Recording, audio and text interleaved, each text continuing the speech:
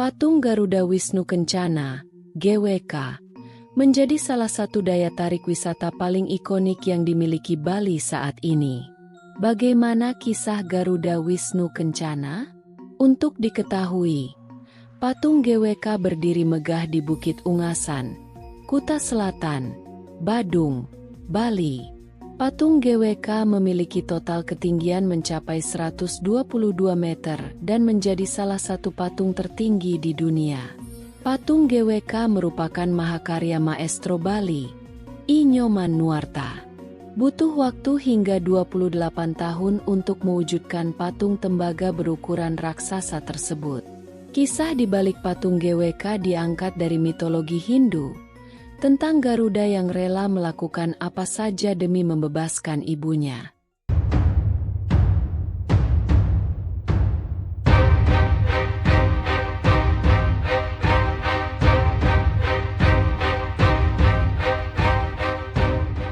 Zaman dahulu hiduplah seorang resi sakti bernama Resi Kasyapa di Pulau Bali.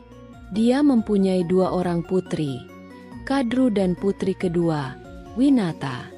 Suatu hari, Resi Kasyapa memberikan kepada kedua putrinya masing-masing sebutir telur putih yang besar.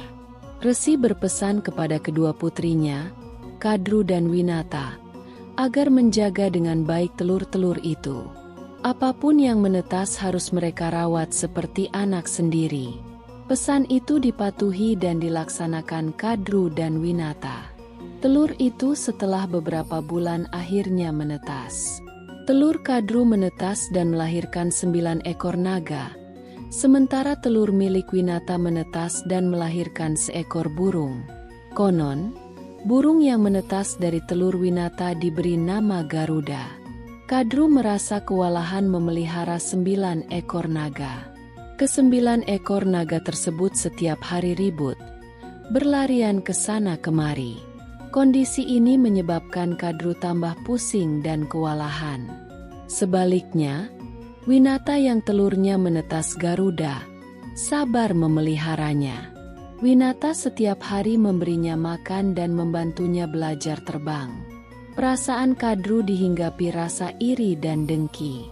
Setiap hari melihat Winata tidak kerepotan merawat Garuda, Kadru pun merasa dengki.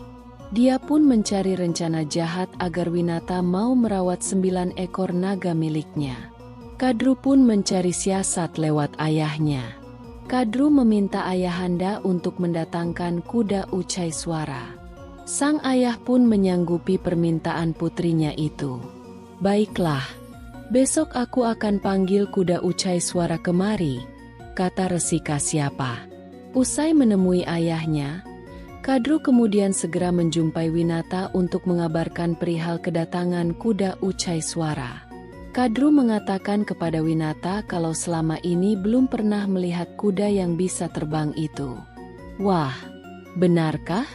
Selama ini kita hanya mendengar namanya tapi belum pernah melihat wujud aslinya," sahut Winata. "Bagaimana kalau kita main tebak-tebakan saja? Apa warna kuda itu? Tapi yang kalah harus mematuhi perintah yang menang. Bagaimana?" ucap Kadru. Kadru yang mendengarnya pun marah. Lalu dia memerintahkan anak-anak naganya untuk mencegah kuda Ucai Swara sebelum datang dan menyerangnya dengan semburan api sehingga warna kuda menjadi hitam. Keesokan harinya, kuda Ucai Swara dalam perjalanan menuju rumah Resi Kasyapa. Ketika masih dalam perjalanan, tanpa disadari Ucai Swara, 9 naga menyemburkan apinya. Akibatnya, tubuh Ucai Swara yang awalnya putih berubah menjadi hitam legam. Kuda Ucai Swara pun sampai di rumah Resi Kasyapa. "Lihatlah, Adinda, warnanya hitam. Nah, mulai sekarang kamu harus memenuhi semua perintahku," ucap Kadru kepada Winata. Setelah itu, sesuai perjanjian, Winata harus mengurus 9 ekor naga. Sedangkan Kadru setiap hari hanya bermalas-malasan. Selama bertahun-tahun, Winata harus memelihara 9 ekor naga tersebut. Sampai suatu ketika Garuda yang sudah tumbuh dewasa bertanya kepada ibunya, "Winata, Ibu, kenapa harus repot-repot mengurus 9 ekor naga itu? Padahal mereka itu bukan anak-anak Ibu," tanya Winata. Dia pun mulai menceritakan asal-usulnya, hingga dia terpaksa mengurus 9 ekor naga milik Kadru. Garuda yang mengetahui hal tersebut menjadi sangat marah. Lalu dalam keadaan marah itu, Garuda langsung menghampiri 9 naga itu. Mereka bertarung dengan sangat dahsyat. Cakar Garuda yang sangat kuat dan bisa terbang mampu mengalahkan 9 ekor naga tersebut. Burung ini berhasil melukai para naga itu. Bahkan sisik-sisik yang melindungi tubuh naga sampai terkelupas. Lalu datanglah Kadru menghampiri mereka semua. "Hai Garuda, walaupun kamu sudah mengalahkan anak-anakku itu, tidak membuat ibumu menjadi bebas.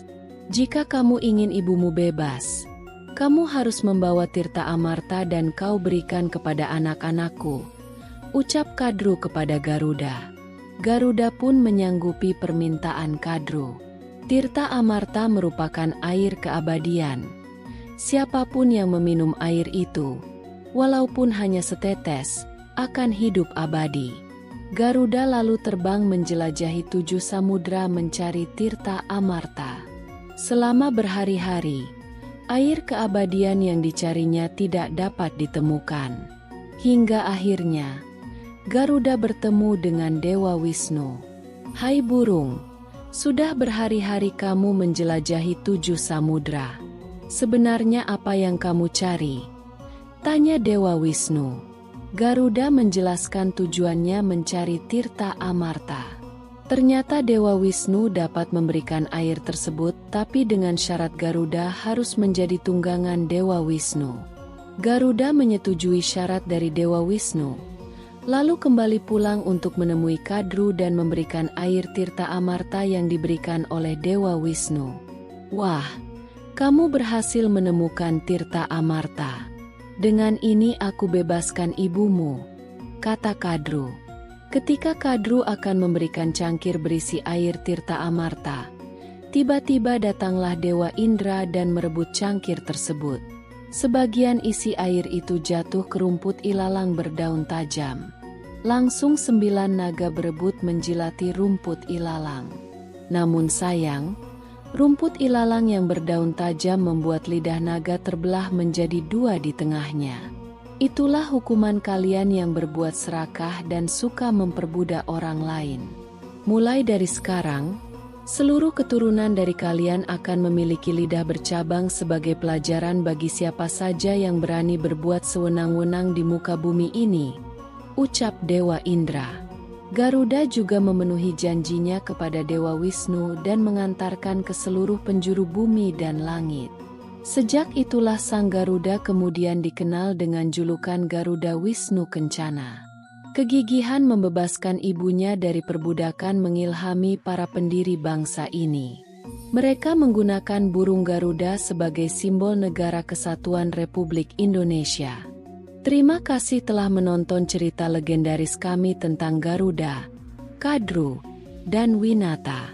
Jika Anda menikmati cerita ini, jangan lupa untuk memberikan like, berkomentar, dan berbagi video ini dengan teman-teman Anda. Jangan lupa untuk berlangganan saluran kami untuk cerita-cerita menarik lainnya dari legenda dan mitos Nusantara. Sampai jumpa di video berikutnya. Terima kasih dan salam cerita legenda.